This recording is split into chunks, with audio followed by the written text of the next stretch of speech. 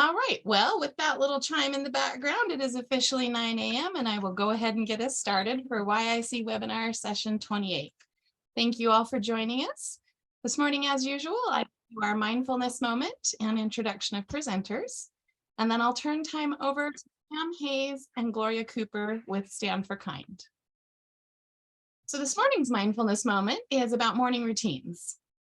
And for me, I start with a routine accomplishment like making my bed. And it's funny, I was having a conversation with my coworker, Julia, a couple weeks ago about my morning routines and like just kind of recounting what I had done for the morning. And she pointed out that I have a morning routine and built into that is some mindfulness. So I thought this was a great opportunity to share mine. Like I said, for mine, I start with making my bed, and this helps me get into a good mindset because I have accomplished something for the day and I have checked off something on my to-do list. And for me, it's rather easy because it does not look like the picture I am showing you. I just throw my comforter over the top of my bed, and to me, that is a made bed and makes me feel accomplished. Something I've noticed is when I do this, I start the day in a more home frame mindset than the busy business rush. And for me, this has helped us have a calmer morning in our house. And I think that's partly due to the other parts of my routine, which, as you will see, I take some time for myself. So each morning I dedicate 2 to 5 or 20 minutes, depending on how many times I hit snooze, to sit with my first cup of coffee, if possible, in the quiet, dark silence of my living room, and enjoy just the warmth of the cup and the first sips as I'm enjoying them and waking up. And for me, I have lots of pets, so I'm always hanging out with my dogs or my cats and just enjoying some present time with them. And another part of my morning routine, I go outside every morning and I look up. So I had participated in a professional learning years ago, and unfortunately couldn't remember the name of it. So yesterday afternoon, I did a little bit of Googling and I discovered there's all kinds of science to back looking up. There's even an article called Look Up, The Surprising Joy of Raising Your Gaze. And in that, some scientists talk to not only the emotional benefit, but the scientific benefit to looking up. But for me, it's just a way to be present. Whether I'm putting on a jacket and a scarf to bundle up like this morning, or if I'm wearing my gardening watering outfit where I go out in my cutoffs and my flannel to water the flowers. Either way, it helps me be more present in the moment and take note of the change of the seasons. And being a homeowner in an older neighborhood with lots of trees this last couple of weeks, well, I guess month really, has been just a fantastic morning each morning to go out and look up and notice how many less leaves are on it. Anyway, so that is my morning routine, and I just thought I would share with you all because, like I said, this is how I have, whether I'm realizing it or not, practiced mindfulness every morning and help myself start off in a better mindset. All right, with that, I would like to introduce Pam Hayes. Pam started Stand for Kind 14 years ago because she believes every student deserves to feel like they belong and have connections. Through teaching leadership, empathy, self-esteem, emotional awareness, and kindness, they provide ways for schools to reduce suicide and bullying among students. Her experience includes 25 years as a curriculum writer, and she is certified in positive behavioral interventions and support, early childhood development, content filtering and tip lines, and Pam holds a bachelor's degree in education, and she helped create one of the first tip lines that has been reporting for over 18 years. She loves putting the puzzle together by finding the right people and tools to help schools grow and change their school culture. With Pam will be Gloria Cooper. Gloria has been serving in public education for 39 years. She spent 35 years in Cypress Fairbanks Independent School District and now 4 years with Stand for Kind. Gloria has served in several different capacities throughout her career.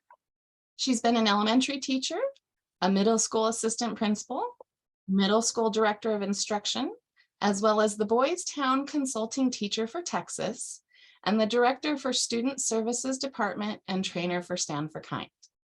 Gloria is an experienced practitioner in many facets of classroom management and student behavior, including restorative practices and positive behavior interventions and support. She has presented at the Boys Town National Conference, the National Homeless Conference, as well as various states conferences on restorative discipline practices and positive behavior. All right, with that, let me stop sharing so that I can turn the screen over to our presenters. All right.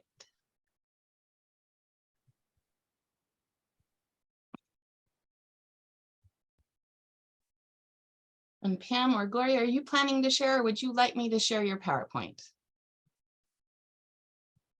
And I think no. You are Whatever's muted. easiest for you, I can share, or if you want to. Go for it. I think that's better. Then you're not waiting on me for your cues. Okay.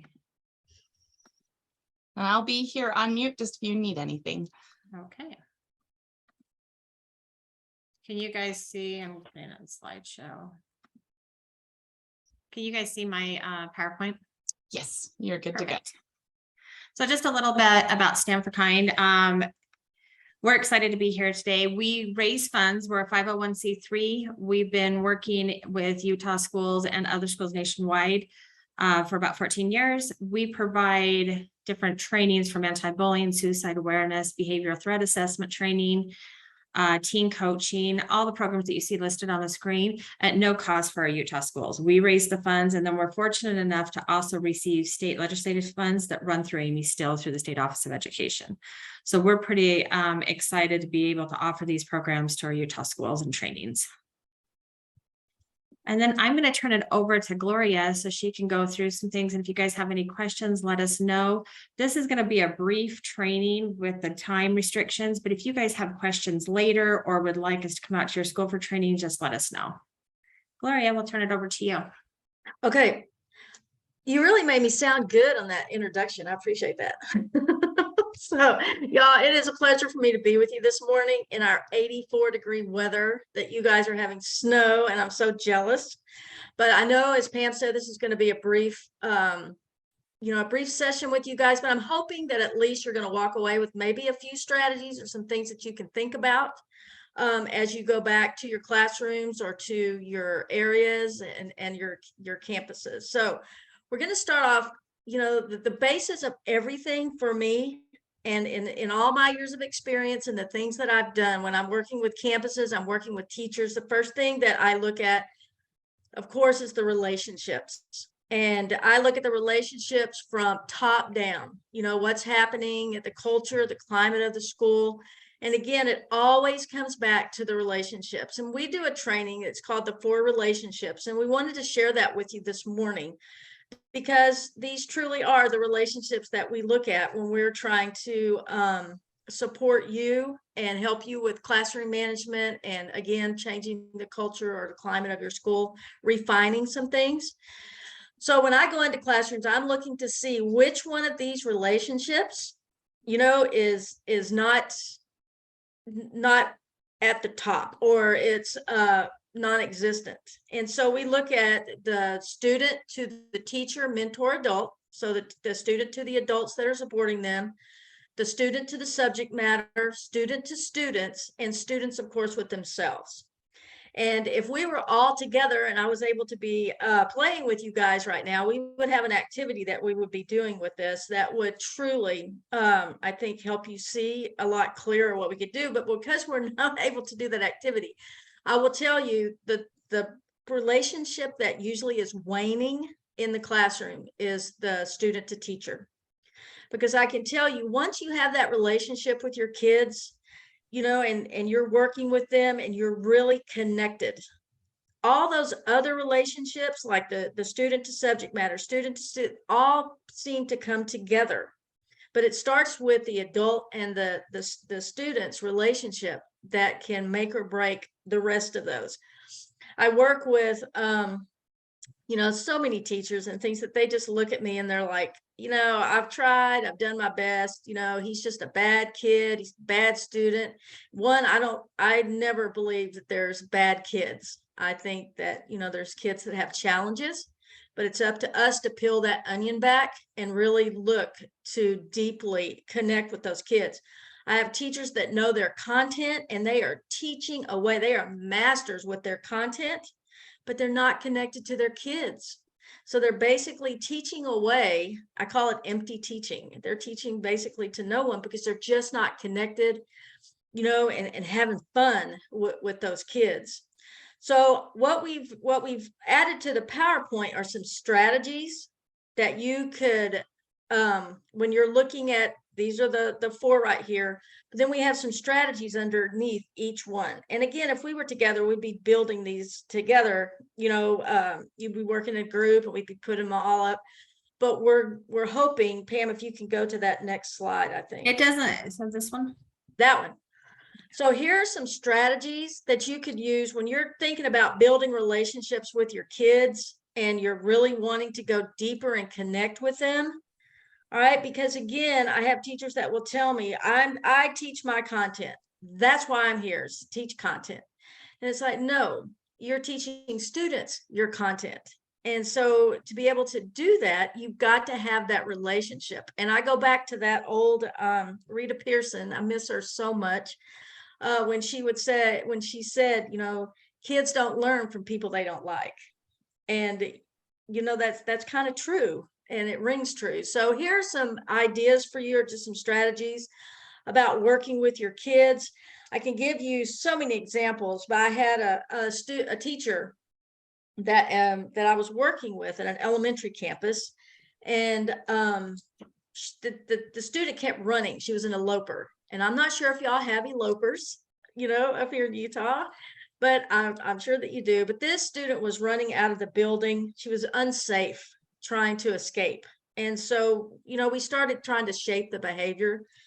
So we got her where we would build her a safe space where she could run to.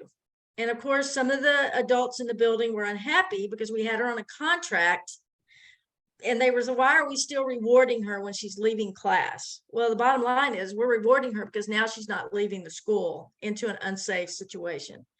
So we were shaping her back into the classroom is what we were doing. But she, again, that relationship was so not there with her teacher. And this relationship too, Gloria, goes for like mentors, classmates, everybody. Everybody. I'm just referring to the teacher, but this includes mentors, any adult that is supporting the student.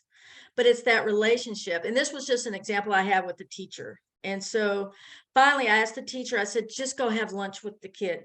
Just have lunch bunch with her. Donate one lunch and just connect with this little girl. And so it took 4 months for this to happen. And finally, when she did, the next week I saw him walking hand in hand down the hallway. And no more running. So it took 4 months to do that, but at least it happened. So I guess what I'm trying to point out here is sometimes we just really have to go deep.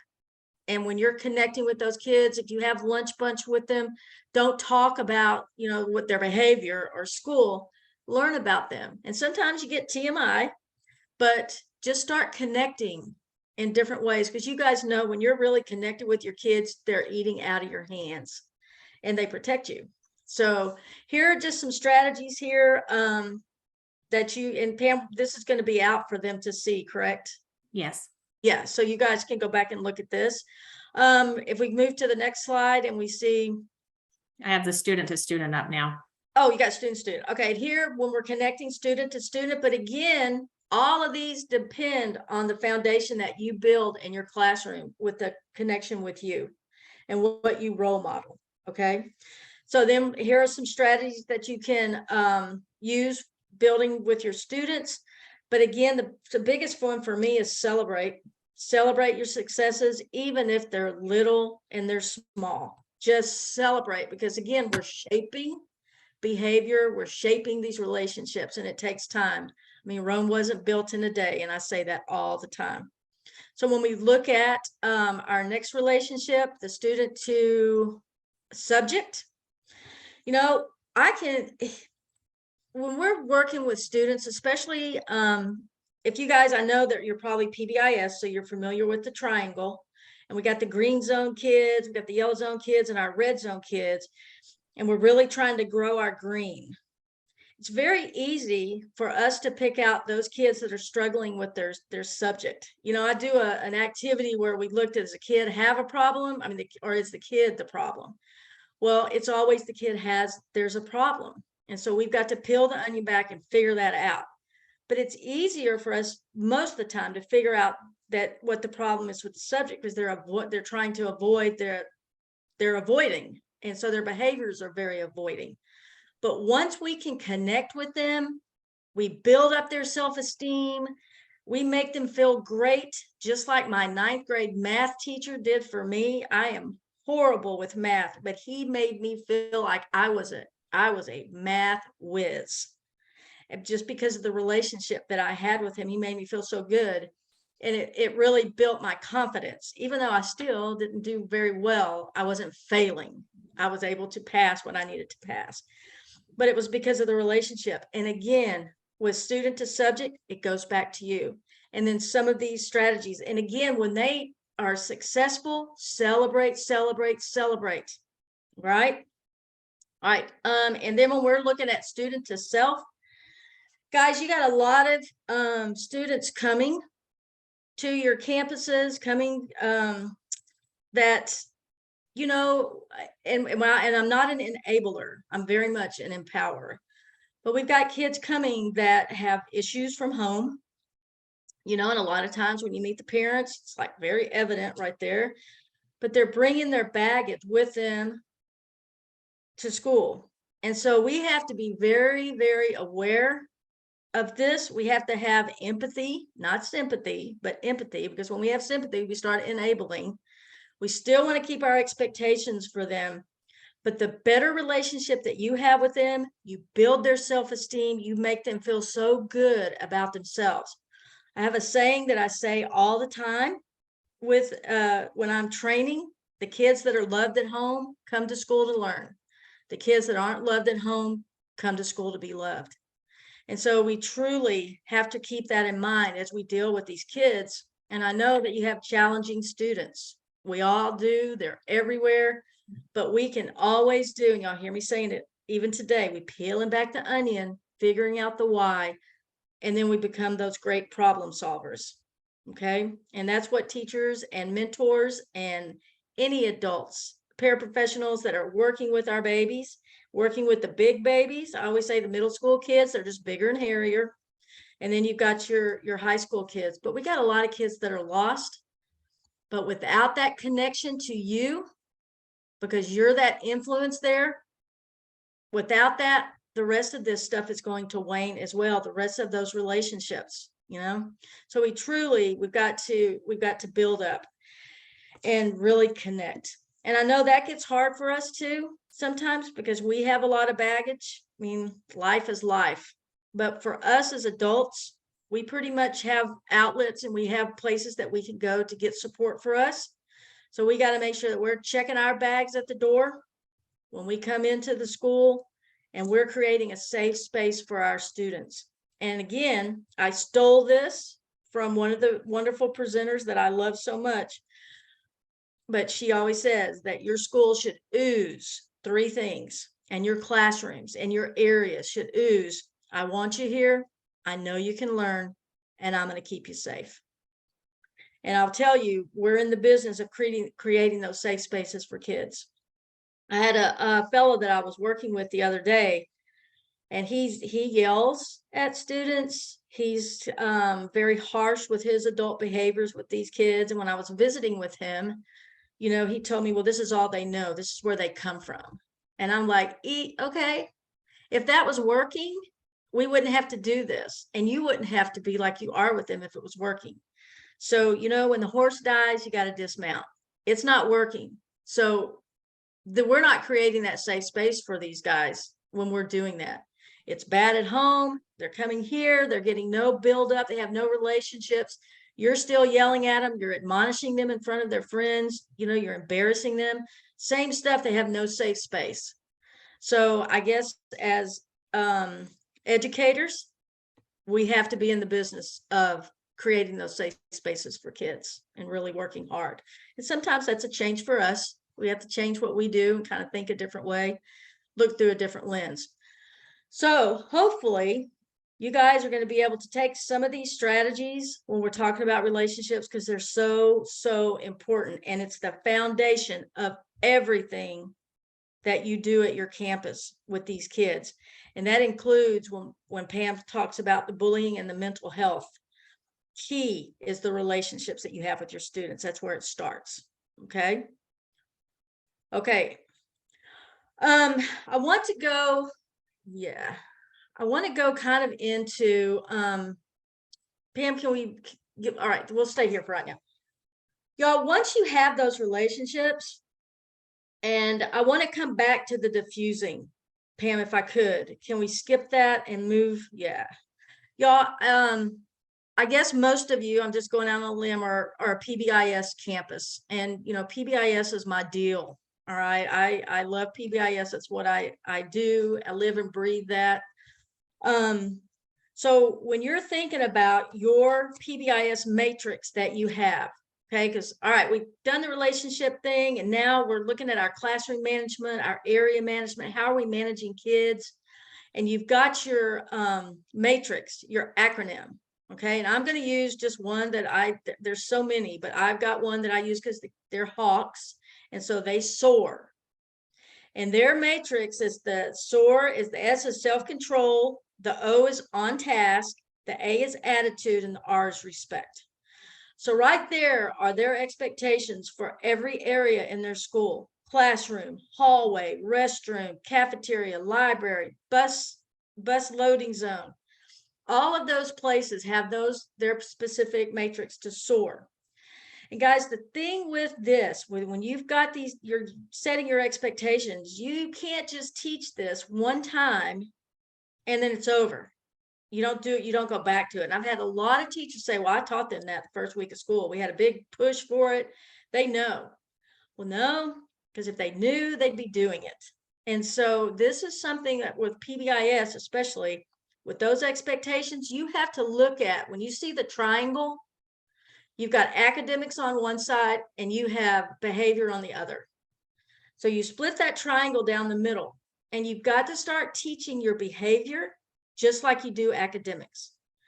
I would dare go out on a limb that none of you would enter your classroom, enter your area, enter your support area, and start working with a child and just say, okay, open your book, get out the paper, start.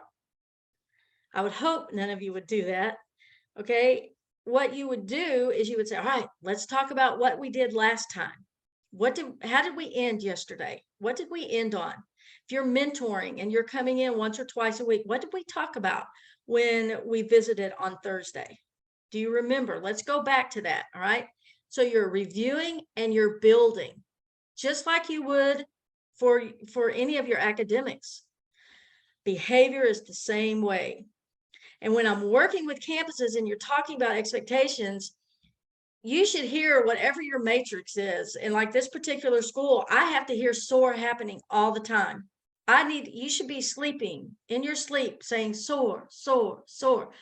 And because you're teaching, reteaching, reviewing, acknowledging, and rewarding whatever your acronym is all day long. And your specific praise is tied to that. It's not just a one-time thing. So that right there, before you even move your kids, guys, we're about to line up. Somebody tell me how we soar when we line up. Because a lot of times you just say, all right, line up, everybody get in line. And they do that. And y'all know kids, especially middle school kids, they're jumping on each other, they're rolling around, they're getting up there. They lined up, but you've lost your stuff because they didn't line up like you wanted them to. But you didn't set them up for success to start with. So again, I know you guys probably mastered this. I'm just touching on it, but truly before you do anything, you start your day, you're going to move your kids. You've got groups going on. You've got whatever sessions you're having, you're going to set them up for success according to your matrix. So when things aren't going exactly right, you can time out what you're doing and say, all right, guys, without getting upset. All right, you're just teaching. We need to review. How do we soar in here? Somebody tell me, what's the S? That's right. And so we go through all of that and they're like, all right, you've told me. All right, now I'm watching and I'm going to be giving out hawk bucks. So I'm watching, all right? And the Hawk store is open Friday. So you're tying it all together. Right here, you have your PBIS expectations or what your classroom rules are. The social contracts. If I was a principal today, and I'm not saying y'all are going to say she's so bossy, not telling you to go do this, but I'm telling you these social contracts dovetails with your expectations for PBIS beautifully. And then you have lesson plans. You got your social contract and you've got your PBIS matrix.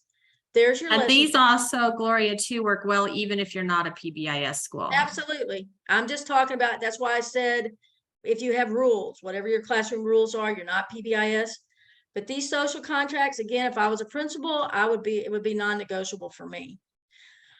But when I'm going to share this, and some of you that have had Capturing Kids' Hearts, this is where this comes from. You have to do these, and I'm just saying this gently and respectfully. You have to do these with fidelity. I have some teachers, when I teach this, they go back and they mutilate this contract. And it's just like, it's not the contract anymore. And it's very confusing. But y'all, this is magic when it's done correctly and it's done with fidelity and you're going back and reviewing this thing. It's beautiful. And here starts the foundation to address bullying in your school. All right, because these are the expectations. This is what's being reinforced and taught. So what you'll do is you get a piece of chart paper, you divide it into 4 sections. All right, and you got your class down with you, or they're at their desks. The first question right here, you see, how do you want to be treated by me as the teacher, the mentor, the adult? All right, the kids are going to tell you how they want you to treat them.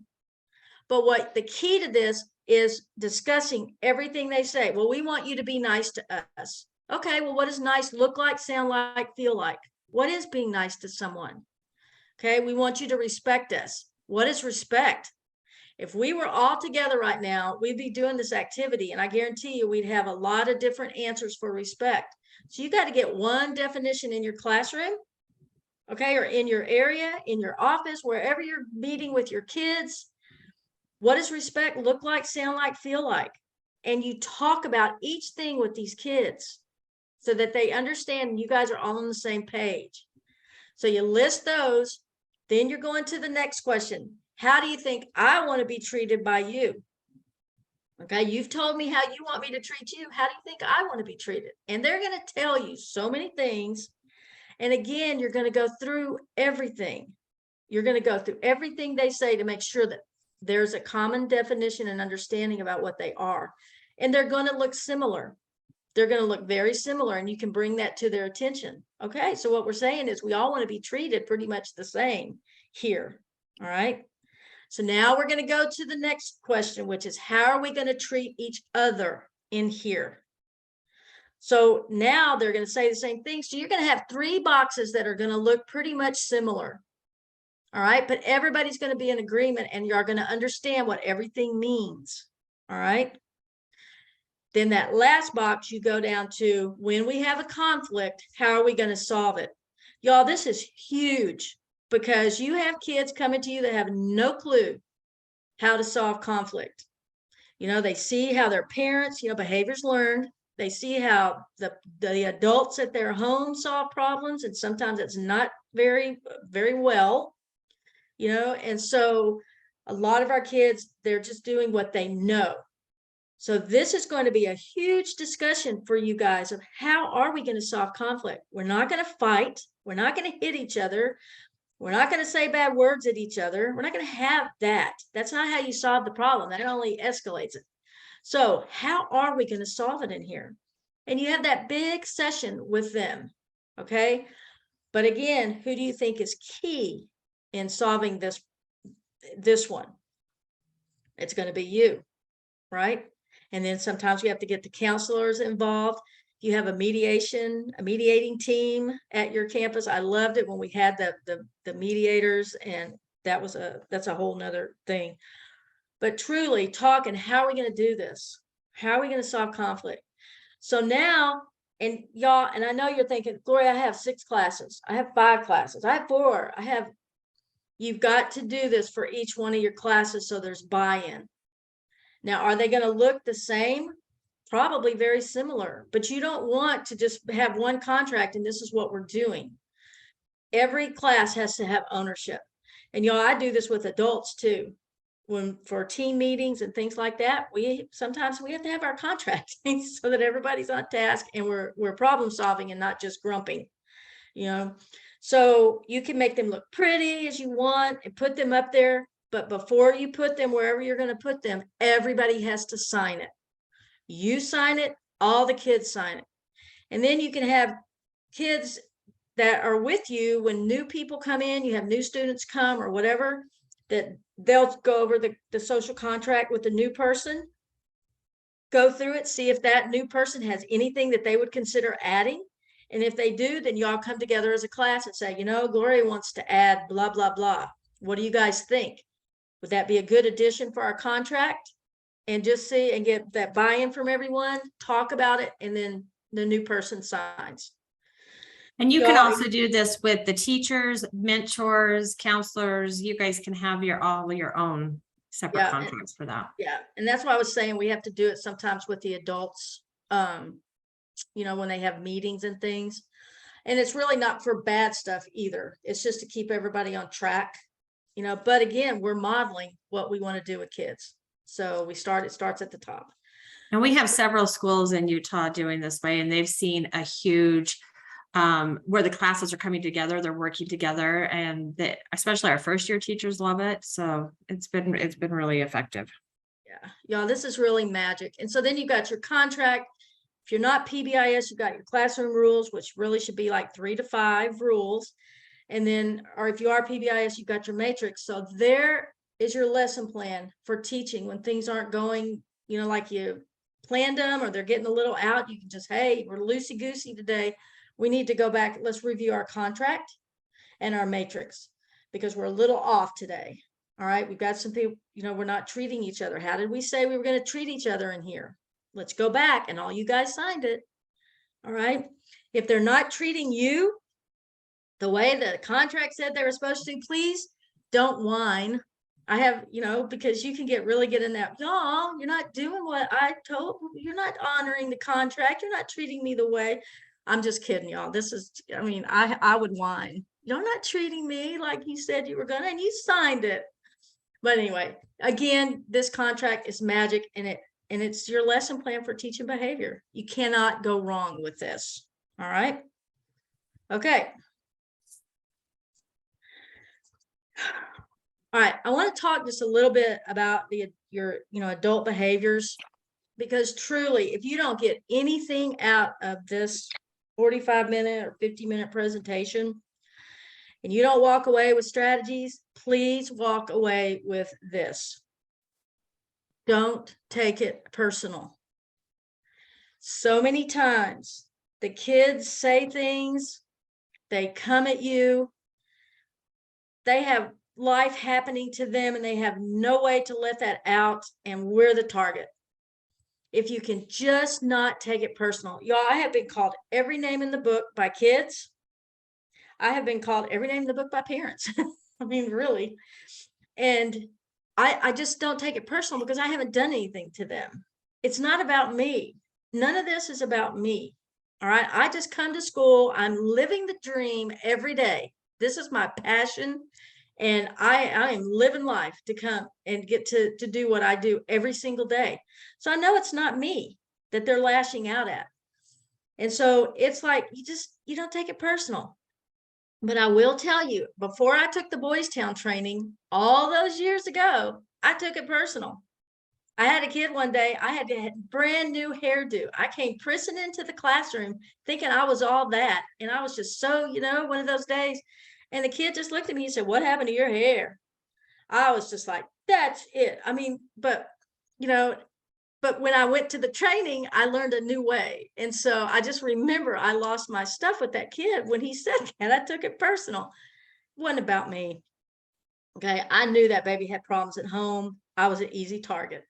So if you can please, please, please love the kid, just don't like the behavior. And I used to tell the kids when they earned a suspension back in the day, was like, look, I love you, but that behavior, it's like, whoa.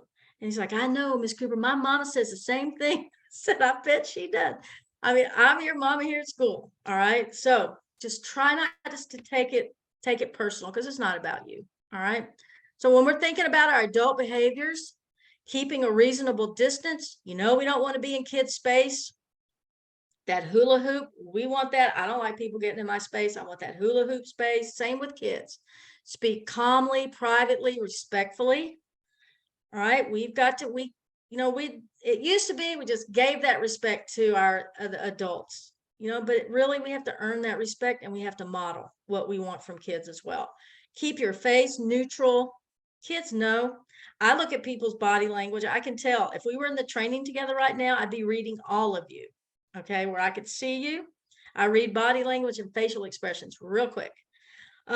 Establish that eye level with them, not towering over them.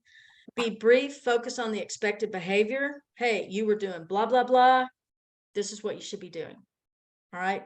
And then even using your matrix, your rules, your social contract with them. Acknowledge cooperation. Sometimes we forget about that. We forget the kids working with us. At least they're not crying now. They're not yelling at us. They're not being angry. It's like, hey, I appreciate you working with me. Thank you so much. I know it's been tough. This is a tough time. It's been a tough morning. I'm going to help you through it. I appreciate you standing here working with me. Minimize your body language, crossing your arms, putting your hands on your hips, finger in the face. I mean, that's all very combative behavior and can escalate a kid. And that's not what we want to do. We want to de-escalate. All right. Move slowly and deliberately. There's no reason really to ever put your hands on a child or even go at them unless they're fixing to hurt themselves or they're going to hurt someone else. Okay. So a lot of times we escalate behaviors by our behavior. It's how we handle the situation. And when I work with teachers or administrators or counselors or mentors, paras, whatever I'm working with, and I go back through the situation that just occurred, I can always ask them, when in that whole scenario could that have changed? What behavior could have changed in the direction of that whole incident? And every time, 100%, the adult can say, well, if I wouldn't have done blah. Sure. Okay. 4th grade teacher goes over. She's asked the kid a couple of times to take the headphones off. Won't do it. She goes over and pulls them off. What do you think happens? Just exploded, right? And turned into a huge, huge thing where the kid now is in more trouble because of his actions. But really, the teacher's actions caused that to escalate. There were other options there. So sometimes it's just looking through a different lens, taking a deep breath and a step back, not taking it personal. And remember, we want to stay above that line. We don't want to go below that line where we're in a power struggle with kids, because nobody wins those power struggles. He's coming back, or she's coming back to you. All right. So we got to fix here. It's easy for us to send them out, but they're coming back. And what's changed here to keep this from happening again? All right. So just remembering our adult behaviors and keeping those in check. All right. Are those de-escalation strategies on there? Okay. Y'all, we've got a workshop that we do, and it's on de-escalating. There's like 16 strategies to de-escalating behavior and going through there. I just put a few little slides on here of what you can do. Of course, I'm sure when you're greeting your kids, you're meeting them when they're coming into your meeting room, or if you're mentoring and they're coming to you, you're checking to see, what's the pulse. That's the whole purpose why we tell teachers, especially, to be standing at their door or at their area, greeting the kids every morning, because you're welcoming them and making it awesome for them to get there, but you're also checking to see if things are okay or things are not okay. All right. Because right off the bat. But when you got a kid that's starting to escalate, check in. You can start a conversation with them. Here's the starters here. I noticed. How's it going today? I'm glad to see you today. Be aware of what's happening, because those little bombs, it only takes a few atoms to get the bomb off. All right. Middle school teachers, high school teachers, you can see it coming. You can see it from afar, the body language and everything coming in. So you're just looking for those signs, just checking in.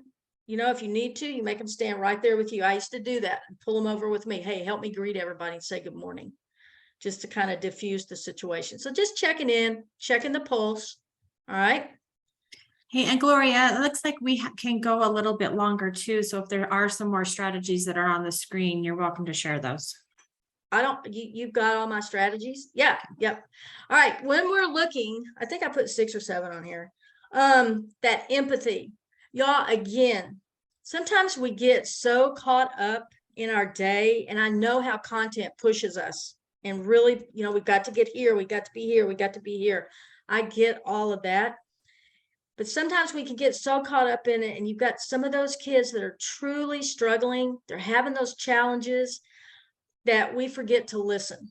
And you having empathy, truly, you know, being empathetic listener is an active process to determine what a person is saying. Be non-judgmental. Give them your undivided attention. And sometimes that's difficult. You may have to get the class started and say, hey, Gloria, I'll be right with you. Let me get everything going. I really want to visit with you. Just give me about 10 minutes and I'll be right with you. Just so that you can give them some undivided time, you know, because if not, it could keep escalating till now you're going to have to give them time, and it's going to interrupt everything. Don't fake it. Kids know they can read you like a book. All right. Listen carefully to what the person is really saying. Focus on their feelings, not just the facts. And sometimes just saying, you know what, I would be upset too. I can see how you would be upset with that. Absolutely. And just agreeing with them, you know, but we've got to figure out how we're going to problem solve this before something truly, you know, inappropriate happens. So let's just talk about it, because you surely have the right to feel the way you do, but let me help you work through this.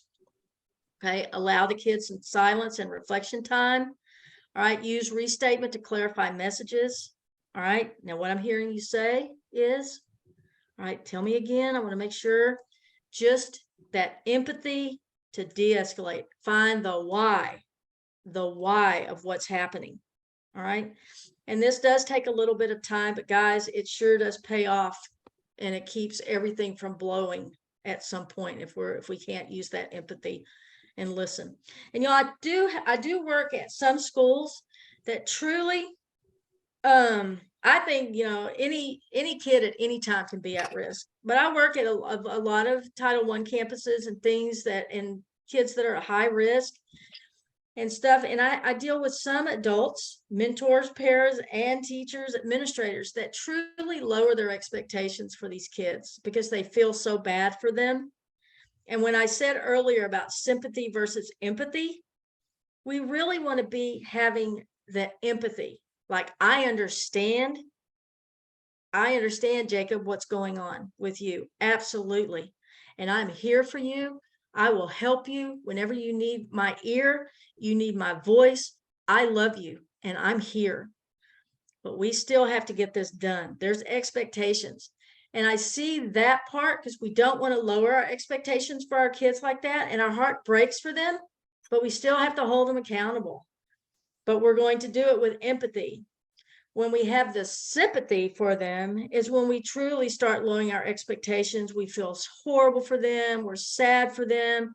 We don't want it to happen to us. I mean, we get into that point and things start, and again, it's about the expectations. So truly, we want to be much, much more empathetic than we are sympathetic. Doesn't mean that you don't care or love them any less. It's just different. Okay. And it's more empowering when you are working from the empathy side. Okay. All right. Next one, Pam. Okay. Table the matter. I use this one quite a bit. You know, see me later. I'll check back with you in a few minutes. I can talk with you at lunch or recess. Let me know when you would like to talk about it. Sometimes you just have to table it where it is, if possible. And if you have that relationship with the kid, if you have the relationship, it's a lot easier to do that and to be able to table it right now, because he trusts you. I always go he or she trusts you and knows that you mean what you say. You are going to come back to them. Okay. So it's okay to table that matter. Sometimes just see me later. Let's check back. Let's get everybody started. And when you get finished with this part of whatever you have to do, absolutely, I want us to talk. Okay, we'll step outside and we'll do what we have to do. All right. Okay, our next one, praise. Y'all, this is a huge, because we have a workshop just on praise. And y'all know the old thing, it's 5 to 1 praise now, 5 positives to 1 negative. But anything that you can find to praise the students about, and again, it's little wins. You know, thanks for coming in this morning nicely. Thanks for coming and telling me before something happened. Whatever you can find to praise, I appreciate that you came in quietly this morning. I appreciate that you came and told me what was happening before you took matters into your own hand. Be very specific with them, not just, hey, good job or whatever. And y'all, I will tell you this, whether you're a PBIS campus or you're not, praise is huge. Focus on the positive to change the negative. All right. And I'll touch on this very quickly. I don't know how much time I've got. Not much, Actually, probably. Gloria, they've given us more time, so you're welcome to go into that.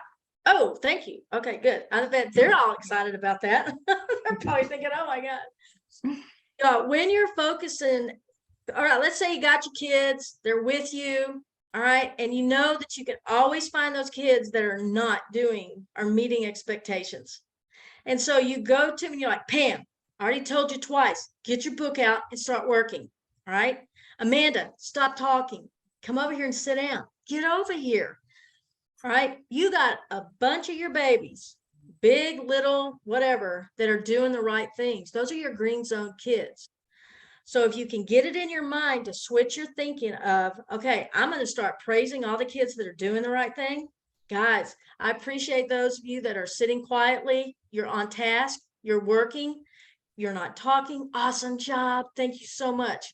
Before you have to address the Amandas and the Pams, if you can focus on that positive, more than likely, Pam and Amanda are going to come in line because you're praising those, you're focusing on the positives, and you're giving out whatever you're giving for your rewards or, you know, your tangibles or your PBIS rewards or whatever you have set up in your classroom, whether you're PBIS or not.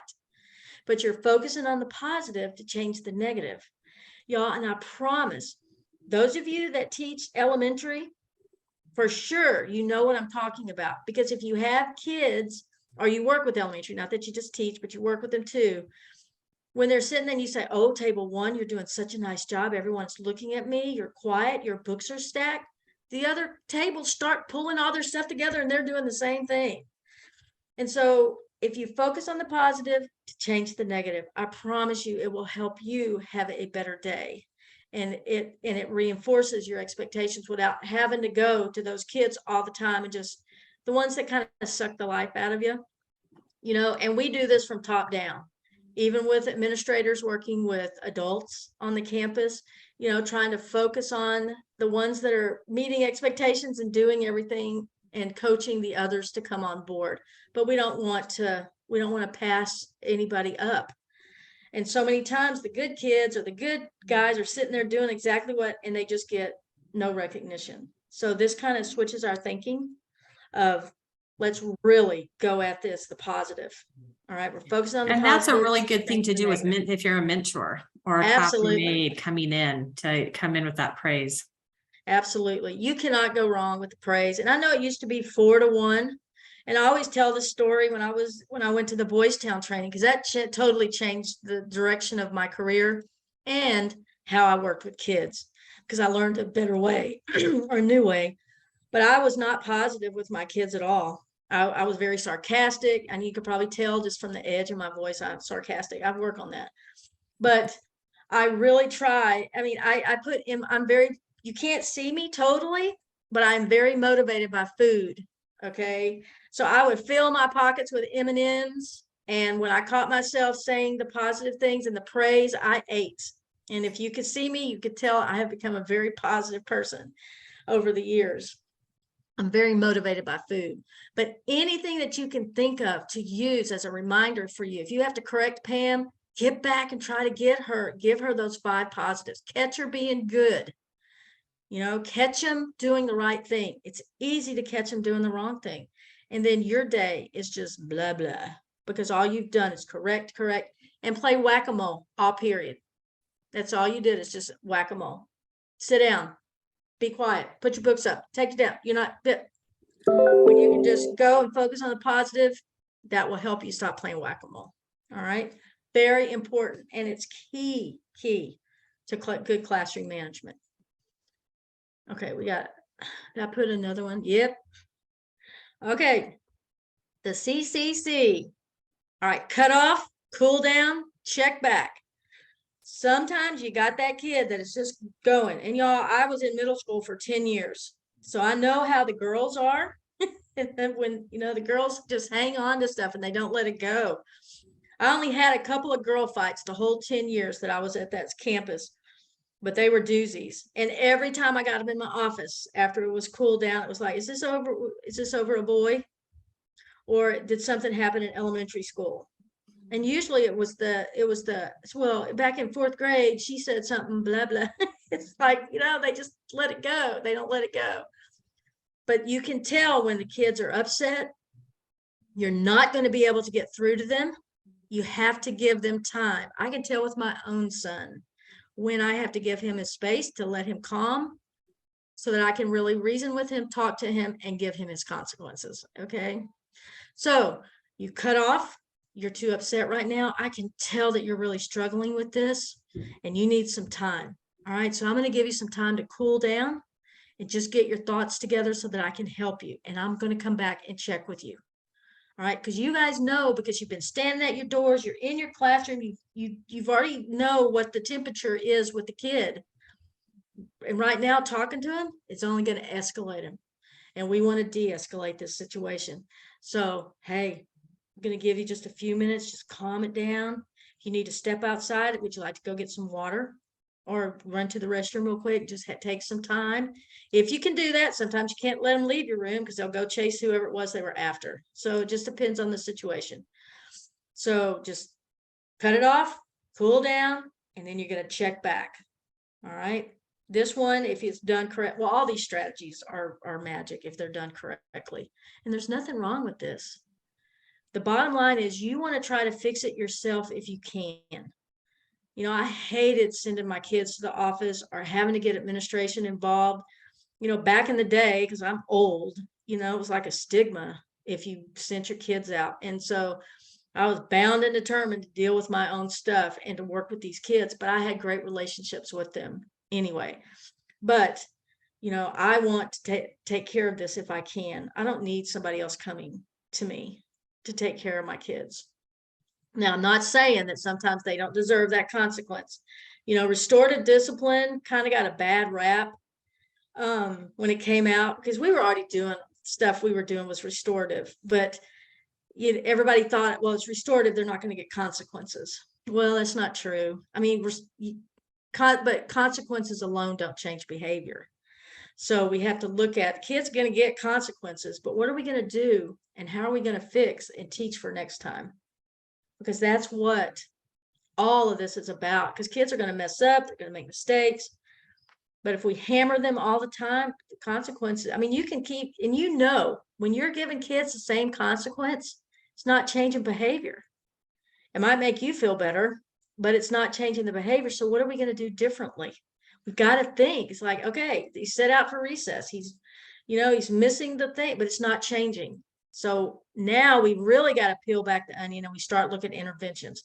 That's a whole different training. But it's a cool way to look at the interventions though. So, but anyway, we just got to look at it and we de-escalate that and not be part of the problem.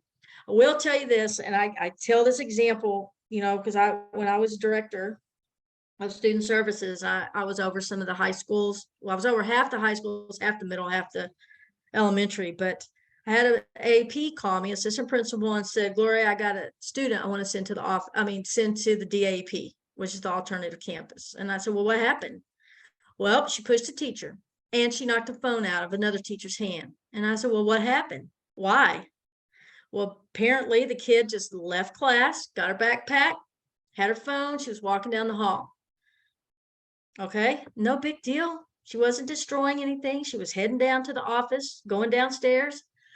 Well, the teacher in the class took off after her. I saw all of this on the video. because I had access to everybody's cameras. And here we go. I see the kid's not bothering anybody. She's on her phone. She left. Here comes the teacher running after her.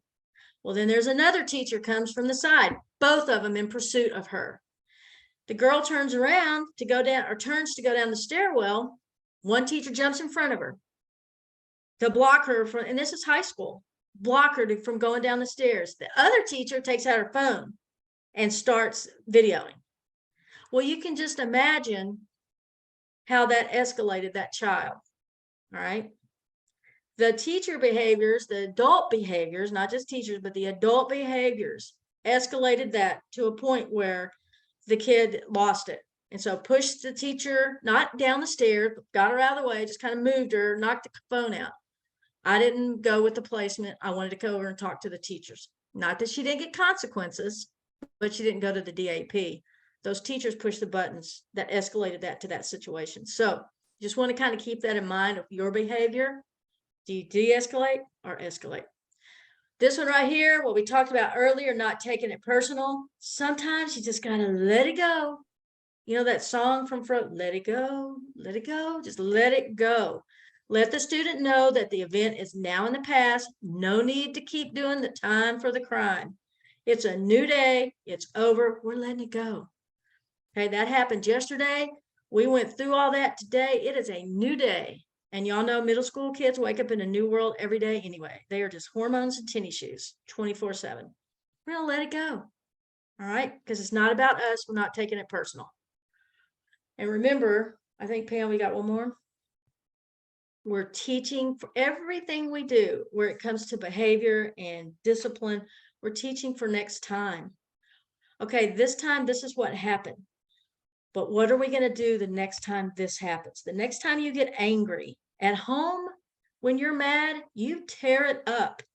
You hit your mom, you go after your brothers and sisters, you do. But here at this campus, for you to be successful, this is how you have to show your anger. So let's talk about it. When you get upset, what are you going to do next time? And then we're monitoring, we're watching, and when they do it, we're celebrating. We're celebrating their success. But everything, we're setting kids up for success and for next time. All right. Okay, again, you got to be clear and direct with your expectations as well as you're consistent with your consequences. Set the kids up for success. And that goes back to what I said earlier about, you know, teaching when you're moving the kids or whatever, you're setting them up. Let them tell you, guys, we're getting ready to go to lunch. How do we walk in the hallway? How do we do that? Somebody tell me.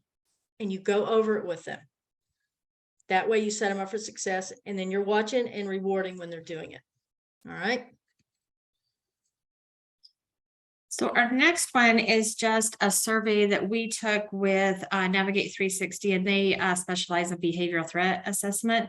We surveyed 2,500 students, 13 to 18 in Utah and a couple other states, but 90% of them wanted to know more why and how. Why are they feeling this way? Is it normal teenage behavior?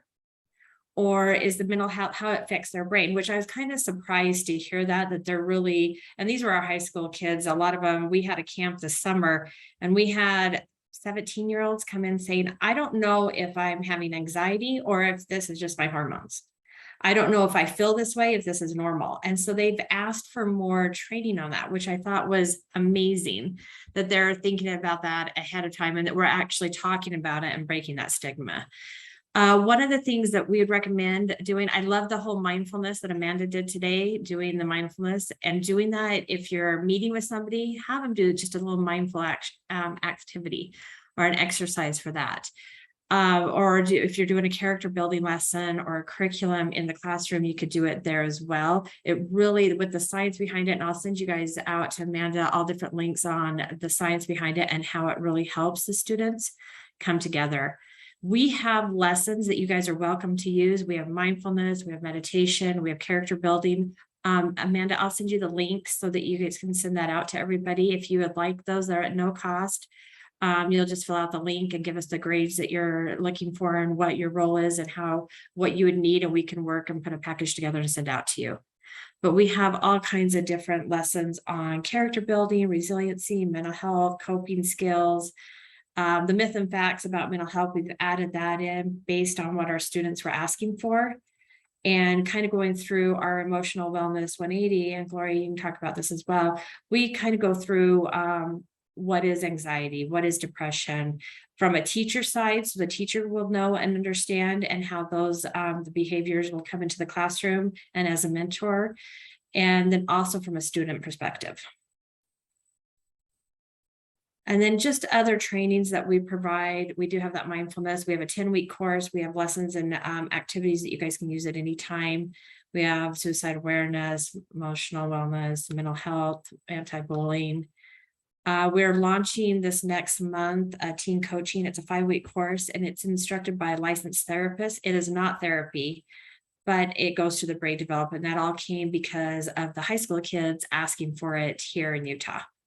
And so we do different ones on how you're feeling, what your brain does, where you're at, so that they understand. So you guys have that as well. And I know, Gloria, we have some more time. Do you kind of want to go over the PBIS strategies? Yeah, sure. How much time do we have, you think? Amanda, how much time would we have? So since we didn't get the second presenter today, we technically have until 11. We have another hour. Really? Yeah. I don't know if you want to go that long, but we do have that long available to us. Yeah, okay. Well, we can talk about PBIS. I'm not sure how many folks are, in Utah, pretty much PBIS, most of the campuses and stuff. Pam? I was going to say, unless you all know, I would need our prevention folks to help me on that. Okay. I know a lot of them are, but not all the districts. Gotcha. Well, and I can, speak to this. This is when we train, it's a 3-day training, truly, interactive and everything to put this in place in the campuses. But it's, sometimes there's a I don't know what the word is. I've lost it. Misperception about PBIS because, it's not a program. It's really a process. And what makes it a process is because it's fluid, because people are changing, people leave the campus. You've got to do retraining with the new folks that come in.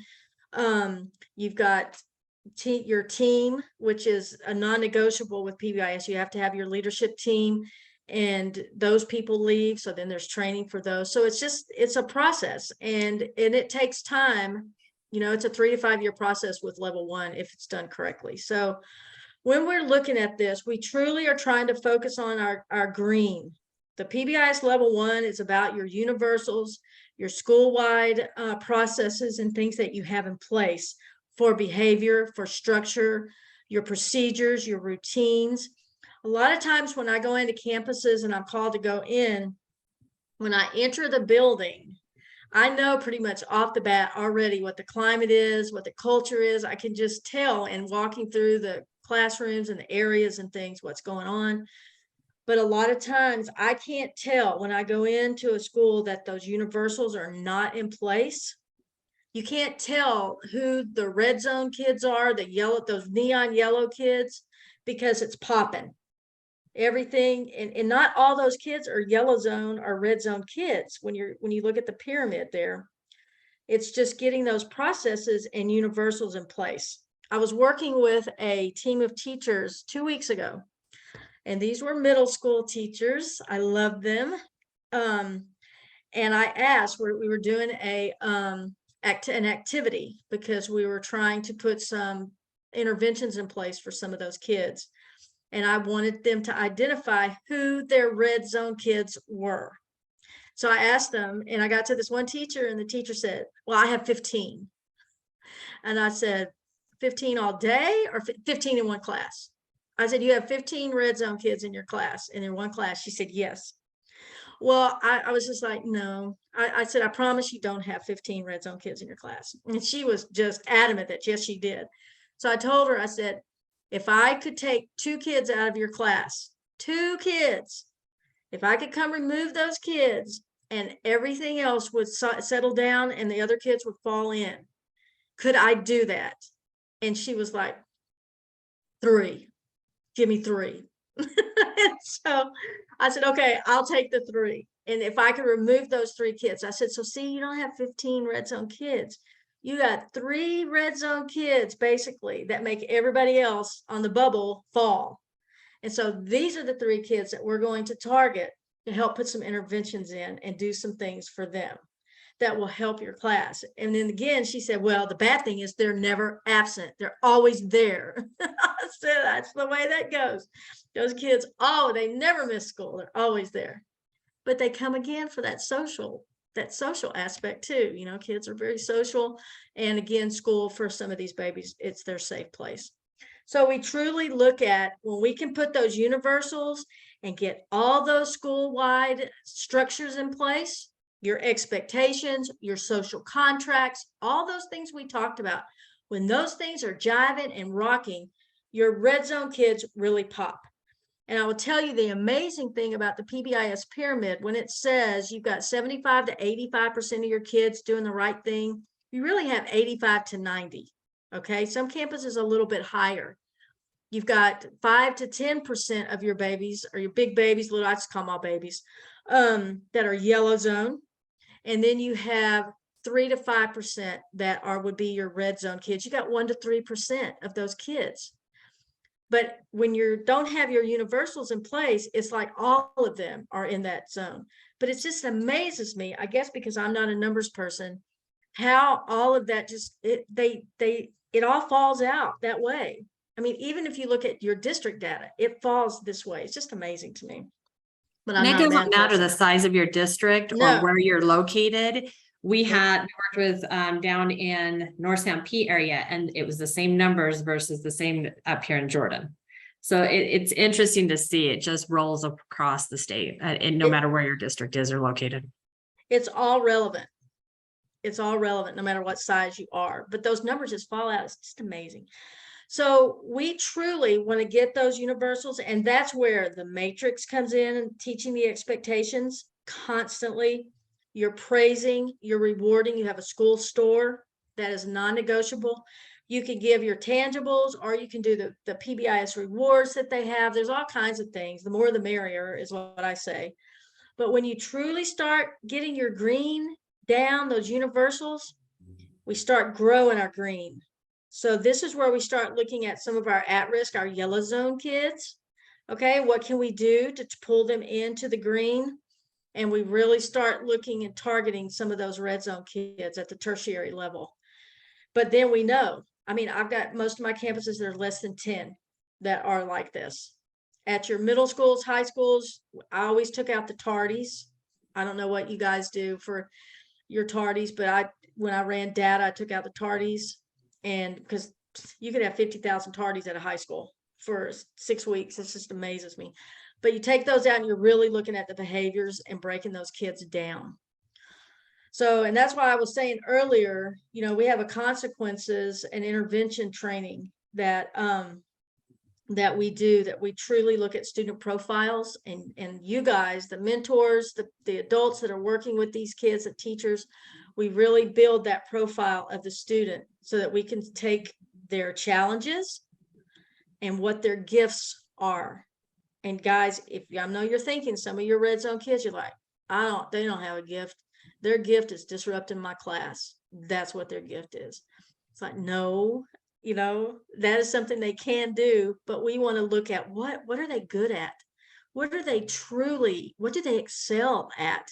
I had a group of high school kids, and there was 6 of them. And it was like, when I started working with the high school teachers, I mean, I got the attitude, you know, they don't do anything except disrupt, or they, you know, cause problems, blah, blah, blah. No, what are they good at? Well, all of them could draw. They were artists. And so, of course, they were the ones doing the graffiti around the school. That was beautiful. Graffiti is an art for sure. But so we built their positives and what they could do. We let them do the signs for the football games. So those guys down there that had been graffitiing up the school and doing all this, they took so much pride, and they got to do the run through signs that the football team did every game.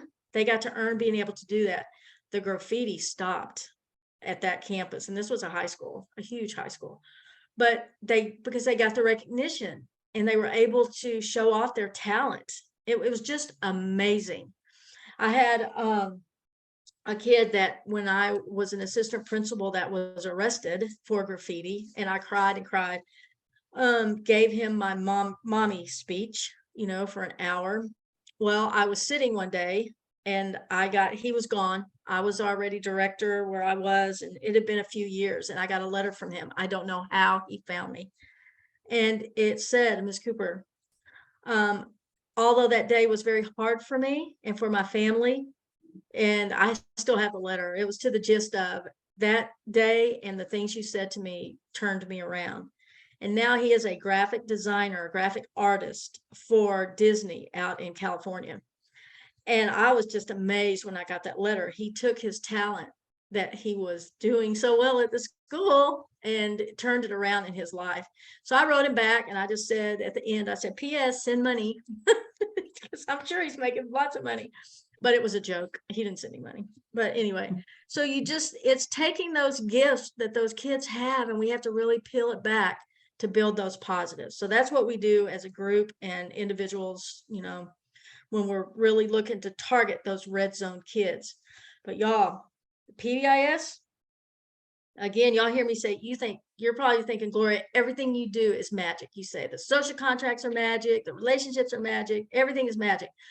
I wouldn't, and Stanford Kind, we wouldn't do anything or teach you anything that wasn't magic. And PBIS is absolutely the cream of the crop restorative magic when it's done with fidelity. And so that's what we work on after you're trained, is truly implementing this with fidelity and trying to grow that green with PBIS. The social skills training, all of that, that's left from, I think in my little thing at the beginning when I was introduced about the Boys Town stuff, Boys Town again it changed me totally, not only personally, but with the kids and my career. The social skills training is always a non-negotiable with me when we're doing these things. We need to do that. The well-managed classroom, I know they're bringing that back in some of the districts. I saw the training, it's still the same information, the same stuff. And I have all that training on transparencies. I still have those transparencies from 39 years ago, or no, 29 years ago. And I know I probably shouldn't have, but I thought one day they're going to be an antique. Who's got transparencies, especially with a training on them? So I kept those. I'm not a hoarder. I just hoard some of that kind of stuff. Just, because I never know when somebody's going to go, hey, do you have that? I got it on transparency. You want to see it? So we put it in the archives. But that Boys Town, the well-managed classroom dovetails perfectly with PBIS. And I have some schools that I've been, kind of talking to on the outside that that they're having trouble themselves with PBIS and do that well-managed classroom. So just giving them some pointers about how to dovetail those two together, but they're awesome. So you cannot, again, go wrong with the PBIS, but you still have to have those positives. You've got to have your school store, and then you've got to have the positives for the adults. All right. And it goes and back we to that even found with the school, you don't always have to have a school store if your school is not set up that way. Even just taking the kids and having them go to lunch with you. I know a lot of schools will say one person from each class, but if you're a mentor or a class aide, you set up your own and take kids, 5 or 6 kids, and have lunch with you. It's amazing the change that we've seen with the aides doing that, and the mentors just spending that extra time getting to know their kids. Yeah. But Pam, and we've got one of the campuses I work with, they gave me access to their PBIS rewards. So when I'm there, I can give the teachers and I can give the kids. So we could set the mentors up with that kind of thing too, where they could give if they're, if we have an app, and we're going to send it out to Amanda as well. You guys are welcome to download it. We'll be putting all this information in there as well. We have monthly speakers that will come in and talk. If you have a topic or a category you'd like more information on, you can just put it into the app, and we'll work our best to get the right experts to answer those and to do a training. So that's available to you guys as well, just for resources. Yeah, anything that you can set up in your classroom, because even as a PBIS campus, the teachers have their own treasure chests going. Anything that you can do, like I know that one campus, they got the Hawk Bucks and they're doing that kind of thing. But I've got a teacher that I've been working with, and so she's got her own money, and it's called, her last name is Morgan, so it's Morgan Money, and she's got her face on the dollar bill. And so the kids can earn in her classroom or in one of the librarians have their own going, and so the kids can earn wherever they're going. When you've got a high school, of course the incentives get a little bit bigger, but they're still just bigger and hairier. You'd be surprised, some of those high school kids, they really love those scratch and sniff stickers. You wouldn't think, but it takes them back to elementary. But truly, one of our high schools had their school store, and in that school store they had, of course, school shirts, they had dance tickets, they had tickets to other kind of events, but they also put things like deodorant, toothbrushes, toothpaste, floss. They had even a big item. They had some Axe, just for the kids. It was a lower socioeconomic school where some of those. A lot of our schools have that too. They have the pantries, and then they have the stores that do that for the high schools. Yeah, and they earn it with their bucks. But that's what our high schools did, and some of our middle schools too. So anything that you can think of, for that. But PBIS, guys, it's an extensive training. There's a lot that goes into that. There's a lot of activities and stuff that we do. Is there any questions on any of things, the social contracts or PBIS, that anybody has? You guys are so quiet. Oh. Yeah. Yeah, that is kind of the hard part about presenting online, isn't it, my friends? So yeah, mentors and folks participating, if you have questions, go ahead and pop them in the chat or unmute and ask Pam and Gloria while we have them. And also, we'll send that over to Amanda, the links. You guys would have access to all the curriculum. Our curriculum is updated each month now. We're adding 3 new lessons to it.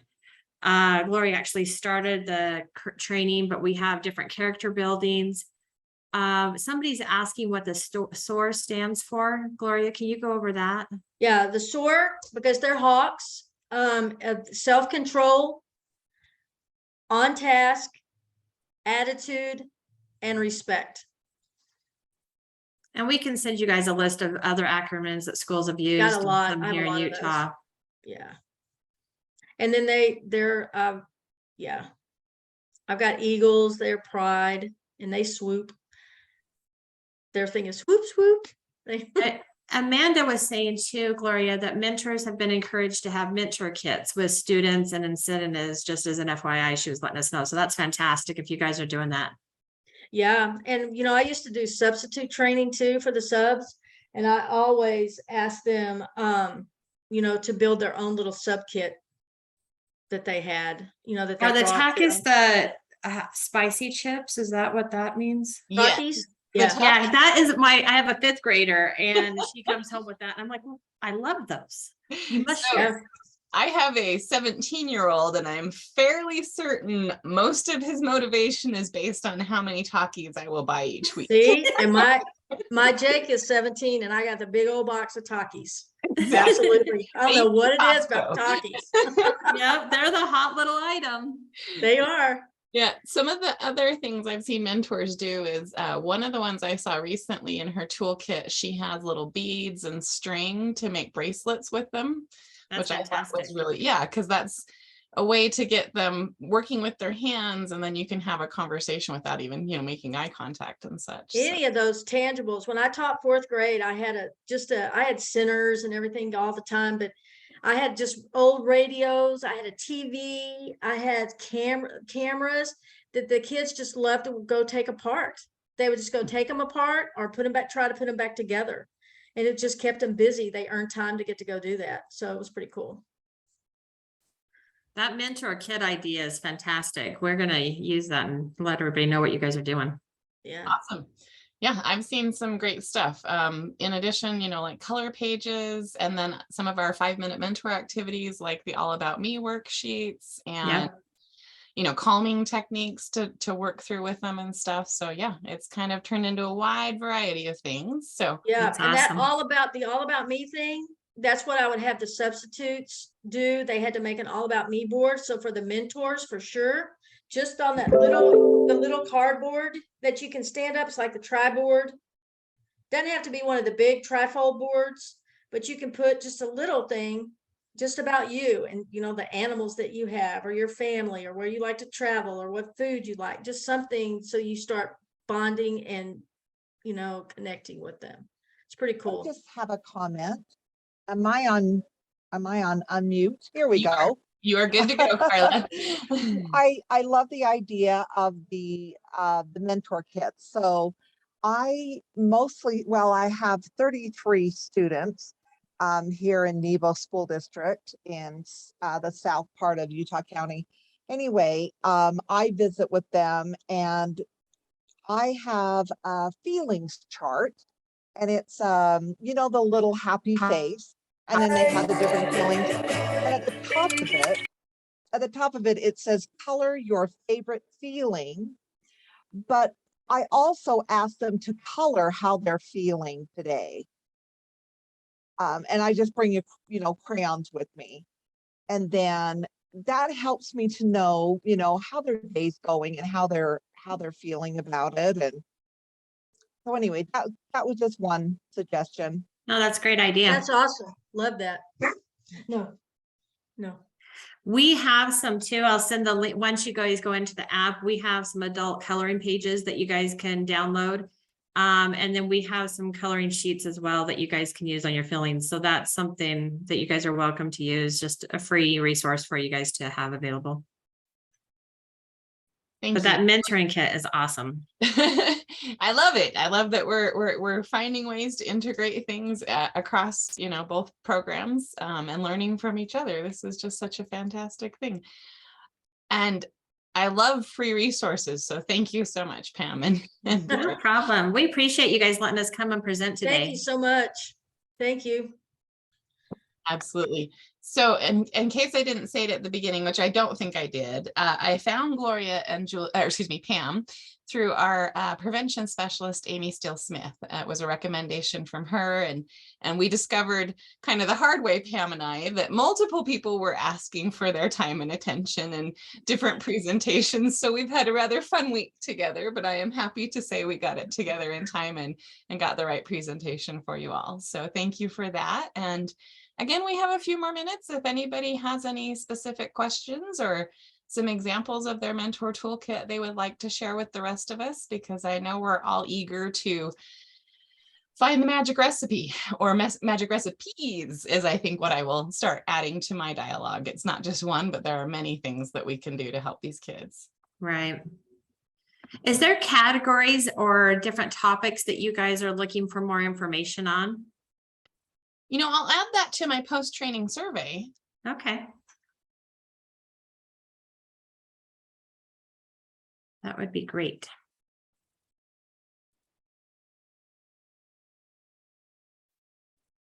But thank you again.